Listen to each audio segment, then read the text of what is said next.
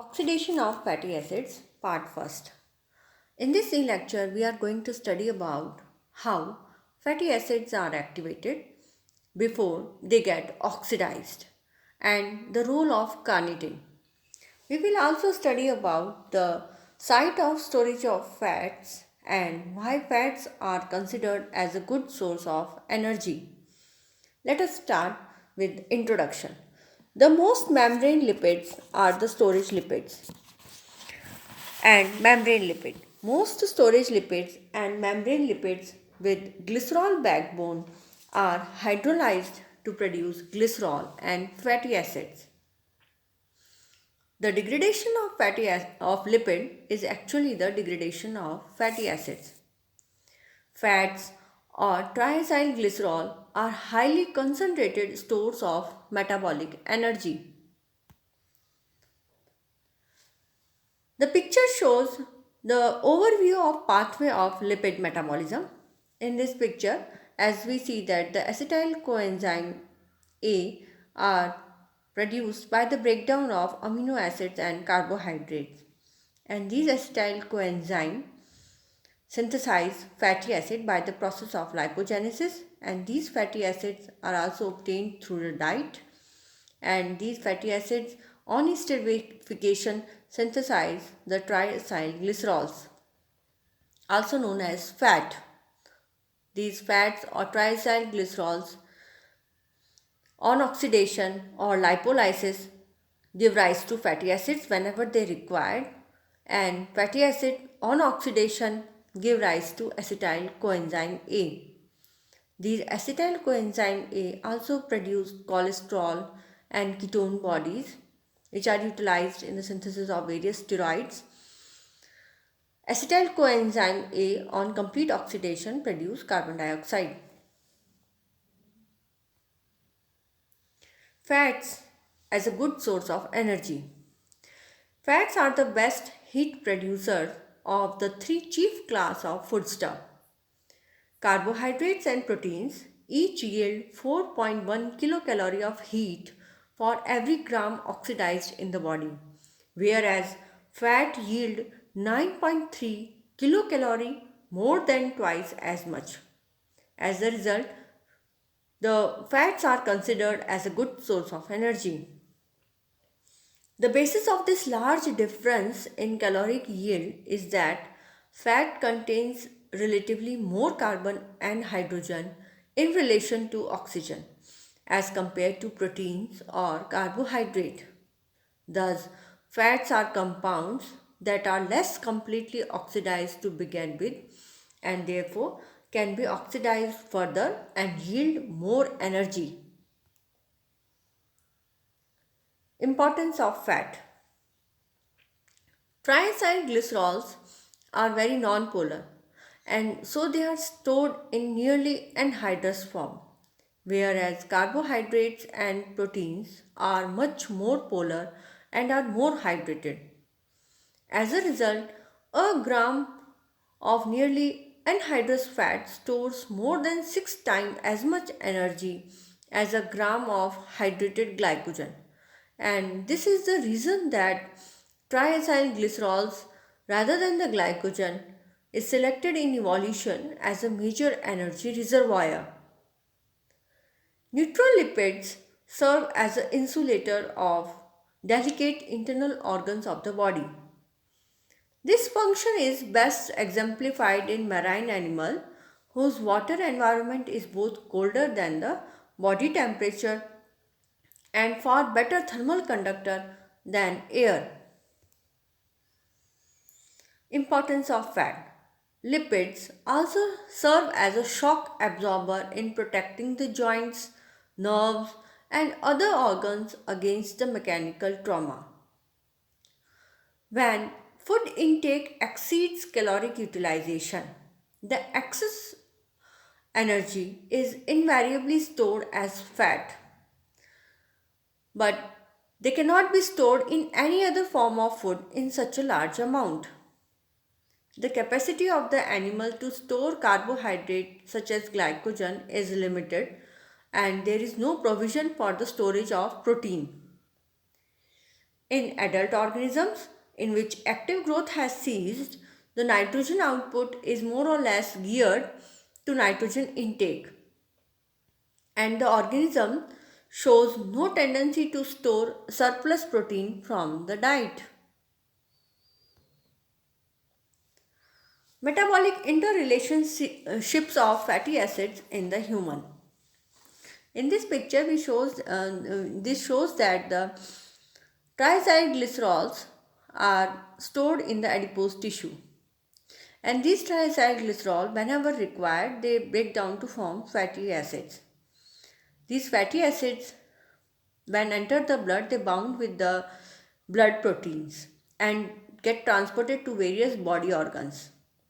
Inside the liver, the acetyl coenzyme A produced by the oxidation of fatty acid has many fates. In vertebrates, this acetyl coenzyme converted into ketone bodies, and these ketone bodies are water soluble, and they are exported to brains and other tissues where glucose when glucose is not available. In higher plant, this acetyl coenzyme A is utilized in biosynthesis of various other chemicals or various other products, and they are utilized secondarily as a fuel. The oxidation of this fatty acid to acetyl coenzyme A is the central energy yielding pathway in animals. Site of synthesis and storage of fats. In mammals, the major site of accumulation of triacylglycerols is the cytoplasm of adipose cells. Droplets of triacylglycerols coalesce to form large globule which may occupy most of the cell volume. Adipose cells are specialized for the synthesis and storage of triacylglycerols and for their mobilization into fuel molecules that are transported to other tissues by the blood. Because of their hydrophobicity and extreme insolubility in water, triacylglycerols are segregated into liquid droplets which do not raise osmolarity of the cytosol. And unlike polysaccharides, they do not contain extra weight. The relatively chemical inertness of triacylglycerols allow their extracellular storage in large quantities in the body tissues without the risk of undesired chemical reaction with other cellular constituents. Properties of triacylglycerols, but the same property that make triacylglycerols good storage compound also present problem in their role as a fuel.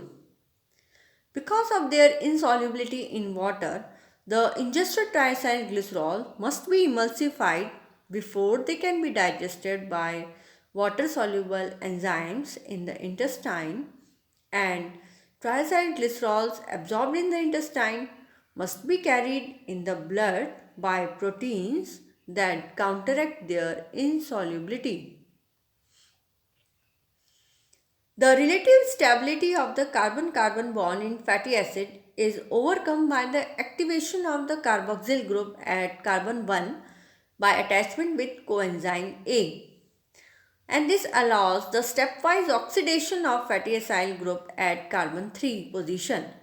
This carbon third is also known as beta carbon in common nomenclature, from which oxidation of fatty acid gets its common name beta oxidation. Activation of fatty acid. This is the first step. In the first step of activation of fatty acid, the fatty acids combine with coenzyme A to form fatty acyl coenzyme A. And this reaction occurs in the endoplasmic reticulum or on the outer mitochondrial membrane.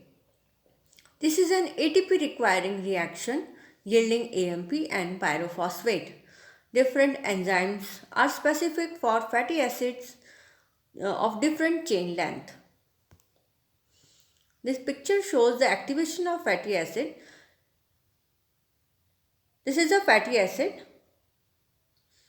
and it binds with the coenzyme A in the presence of acyl CoA synthetase. 1 ATP is required in this reaction. As a result of this reaction, fatty acyl coenzyme A gets synthesized and it enters the intermembranous space of the mitochondria. Role of carnitine. Carnitine is a very important protein which plays an important role in the activation process. In liver and other tissues, tissue mitochondria, the fatty acids is unable to oxidize to fatty acyl coenzyme A unless carnitine is added in catalytic amount. Free fatty acids or fatty acyl coenzyme A cannot penetrate the inner membrane of liver and other tissue mitochondria, whereas the acyl carnitine readily passes through the membrane and it is then converted to acyl coenzyme A in the matrix. This is a picture which shows that free fatty acid which reaches the intermembranous space of mitochondria, fatty acyl coenzyme A, cannot pass through the inner membrane and reaches the matrix unless and until carnitine is added to it. So, carnitine plays a very important role in this reaction of the activation of fatty acid. Therefore, this fatty acyl coenzyme A, which reaches the intermembranous space, must bind with the carnitine. The cytoplasmic fatty acyl coenzyme A is now first converted to fatty acyl carnitine, and this reaction is performed by the carnitine acyl transferase first, which is present in the outer face of inner membrane, and it forms the fatty acyl carnitine. The fatty acyl carnitine is then transported by an antiport in exchange for free carnitine to the inner surface of the inner mitochondrial membrane. And these carnitine, the carnitine acyl transferase second reverses the process and produces the fatty acyl coenzyme A and again the carnitine. This is the shuttle mechanism which is required for the activation of long chain fatty acid. And this carnitine is not required for medium and short chain fatty acid. Medium and short chain fatty acids are carnitine independent. As a result of this carnitine, the fatty acyl coenzyme A now reaches the mitochondrial matrix, and here the beta oxidation of fatty acids occur. This importance of or role of carnitine occur only for the long chain fatty acid. The medium and short chain fatty acid are carnitine independent. They can readily pass through the inner membrane and reaches the mitochondrial matrix. For further reading, I would like to suggest two books: A Book of Biochemistry by S.N. Gupta and Fundamental of Biochemistry by S. Chan, Jain and S. Chan publication book. Thank you for watching.